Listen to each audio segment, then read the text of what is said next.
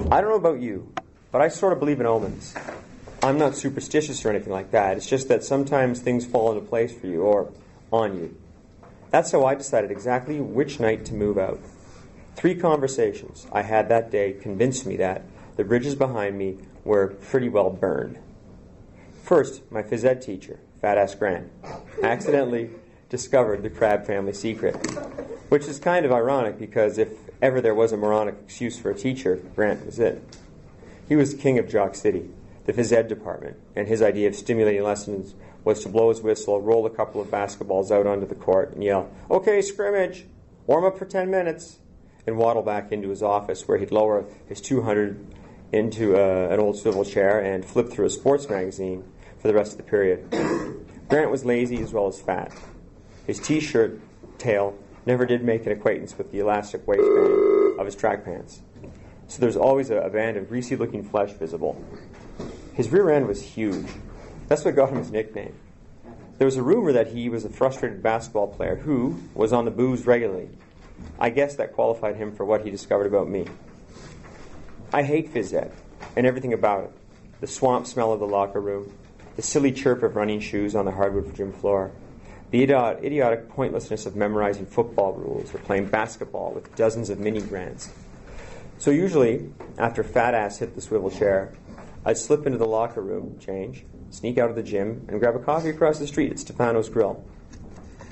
The Wednesday I'm talking about, I was sitting on the wooden bench putting on my socks when in walked Grant. He actually looked surprised when he saw me, as if he couldn't understand my passing up the joys of the court. "What are you doing in here, Crabbe? You sick? The period isn't over yet. Why aren't you out on the floor? I said to scrimmage." "Yeah, didn't feel too well, sir. Thought I'd get dressed and take it easy." Grant's eyes became active. He stared at me. He thought he was on to something, like a fat track-suited bug with his feelers doing overtime. I had stood up when he came in, and while I spoke to him, lifted one foot to get the second sock on.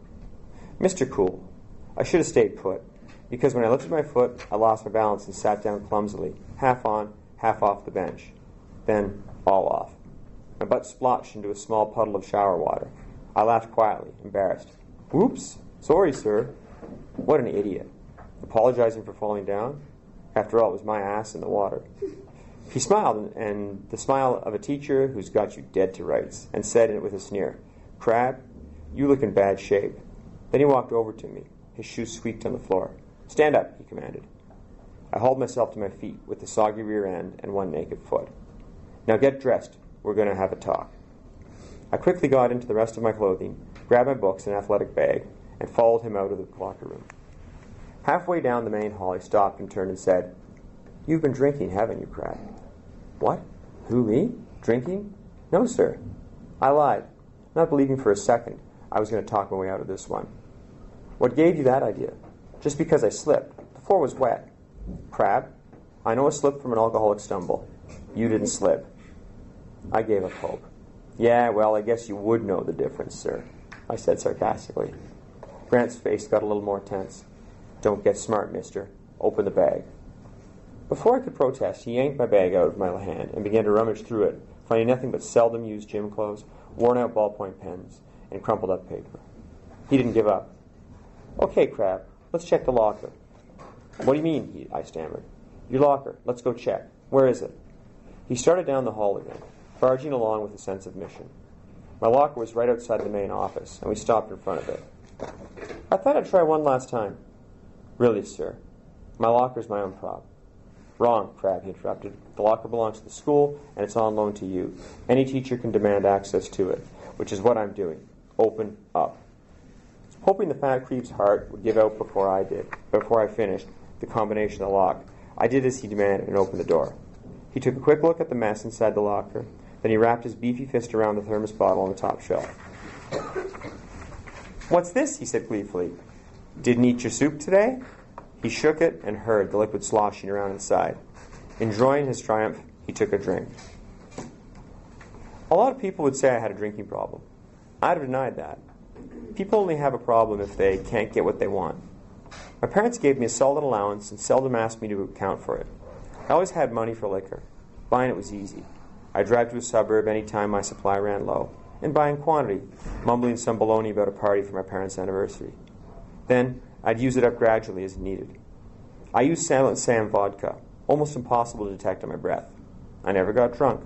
True, sometimes on a particularly bad day, begun by a tense breakfast with the riot squad, I'd begin to lose a bit of coordination. That's how Grant got me. By the end of the day, but that was rare. I don't think I was a problem drinker. Far from it. And I wasn't alone. My mother swallowed volumes every day. My father drank heavily, if you counted the wonderful business, lunches, and what he poured down at home. Lots of kids at school smoked grass regularly and drank at parties. I was no different. So I was a little put out when Grant turned me into the principal. He marched me right in, shoved me into the chair in the salle d'attente, and went into the Beats office as if he were a spy and had found out the secret to end the war. I was a little scared, but not much, because all this occurred after my plans had been laid.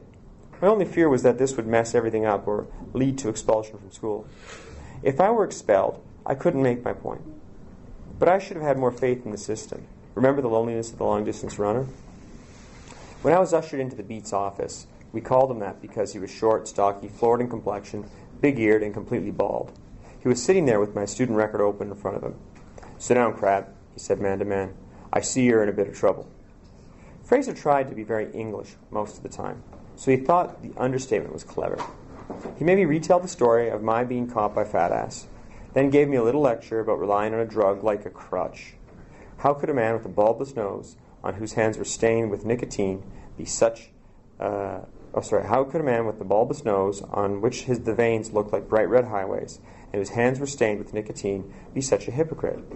Did dopes like Grant and Fraser think they were kidding anybody? He ended up letting me off. No punishment. Why? Because I was an honor student, scholarship material, graduating whiz kid. And, although he didn't mention it, because my old man was rich and influential and they both belonged to the same golf club. If I'd gone into that office with dirty jeans, messed up hair, and faceless parents, he'd have crucified me, but the system protected its own. I left smiling inside, but contemptuous of the whole stupid arrangement.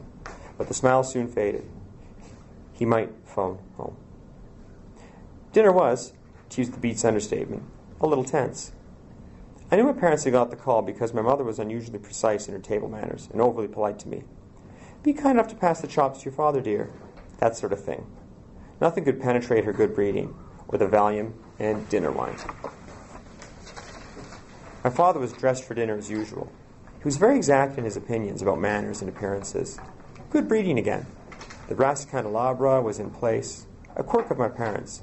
It stood in the center of our dining room table, on a hand-crocheted, ivory-colored doily, a great ponderous imitation. Something or other that I clutched 3 white candles. It wasn't even impressive. It was just silly. So picture this. There was Father Crabbe, wealthy corporate lawyer, dressed formally in a dark suit, at one end of our 6-foot oak table. There was the thin, worried mother, placed at the center of one side, dressed in a burgundy pantsuit with a hint of jewelry, and her hair dyed a kind of blondish color. And opposite Dad was my son, the problem, dressed in a black T-shirt and jeans. A little smashed, for this powwow I needed help, trying to read Father's mood through the groping brass arms of the stupid contraption, waiting for the other shoe to drop. All the ingredients for a third-rate soap opera. Once dessert was served, we were all ready to begin the scene that we knew had been written for us by 18 years of life together. I don't want to record everything that was said. It isn't necessary. My mother got hysterical, wept, clutched her napkin in her hands, criticized my ingratitude, and laid out the inventory of how lucky I was and all they'd done for me.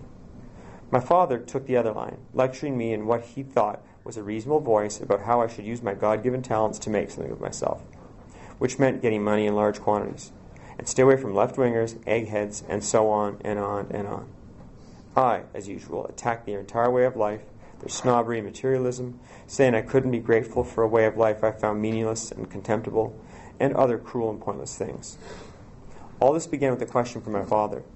"I thought I told you if you were ever caught drinking again," and I swear he had his third brandy in his hand when he said it. If only we could have broken the pattern we'd lived in so long. If only someone had written a new score. But there we were, playing the same piece, out of tune, out of sync. The only one we ever played. The only one we knew. At the end, we left the table. They went their way. I went mine. Their way was another party. Those 3 conversations with Grant, Fraser, and my parents were the omens that told me tonight was the night to go. I was as ready as I'd ever be. I thought. So I began to prepare my escape, a little depressed, a little scared, and a little under the care of silent Sam.